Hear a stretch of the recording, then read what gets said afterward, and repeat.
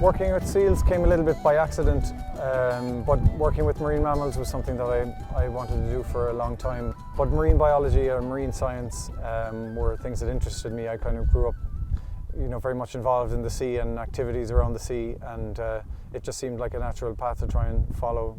I suppose I started out doing some work on cetaceans as well back in University College Cork, and it's very difficult. They're very difficult species to study, and when it comes to actually, when you're trying to qualify and develop projects, things like working on whales and dolphins can be really quite challenging and quite difficult. It can be difficult to get data, but for seals, it's a little more. They're a little more accessible. They have to come into land for various activities and various functions, and because of that, they're a slightly easier species among the marine mammal group to study and to actually collect data, which you're going to need obviously to do a doctorate.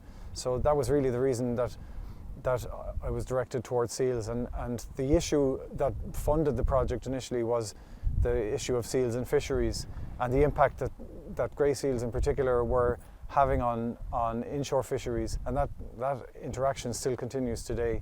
But that project for my PhD was set up by a fisheries working group that was composed of BIM and the Marine Institute, and the Sea Fisheries Boards as well, and National Parks and Wildlife Service. So they were all interested in the issue of seals and fisheries and continue to be interested in it for various reasons, obviously, today. So what you'd have here in the breeding season, basically prior to the breeding season, in July, August, you'll have adults coming and scoping out the terrain here. Now, some of the adults that breed here have been breeding here for generations, and they would be site faithful, so they would return to the site to breed. So you'll have males scoping the territory in order to control it, and then you'll have females who are coming in looking to use that territory in order to have a pup, deliver a pup, and then mate before going back out to sea again. So if you're a fly on the wall and you're sitting on a rock and you're watching one of these breeding beaches, the first thing you'll note probably are males and females starting to swim around into some of these coves that are otherwise abandoned and empty, just in advance, a few weeks in advance of the breeding season. And whatever cues they're using, they're able to recognize particular places and return to those. Even if they're blind in some cases, they can still return to those breeding beaches. So the males will tend to establish themselves either on the shore or in the shallows, or high up on a rock in a prominent position, sort of saying, look, this is me, this is my beat, don't come in here. After that, the females tend to come in. The males will interact with the females and almost in a way get to know who's in their beat. But the females will, pretty soon after that, after some days, the females will actually deliver the pup on the shore in most cases, and then feed the pup for a period of weeks. So you'll see females intermittently either lying and sleeping on the shore alongside the pup or near the pup, or they'll go into the water. Some of them will go and forage. A lot of them will stay relatively close to the shoreline, and then they'll come back in intermittently and feed the pup. In the first few days, the pup does quite a bit of calling to prompt the female to come in. But you tend to see as the pup gets bigger and bigger and fatter from the milk, that you'll see that the pup calls a lot less. And eventually, after a period of 3 or 4 weeks, the pup is really quite big and bloated and has quite a layer of insulating blubber. And at that point, the females will start to wean it off the milk, and the pup becomes more independent. And after about 4 weeks, or a little more than 4 weeks, the pup is on its own in most cases, and they're pretty much abandoned, and they have to find their own way in life. So they're given this big fat store of blubber with which to travel the world, really, and then they're left on their own.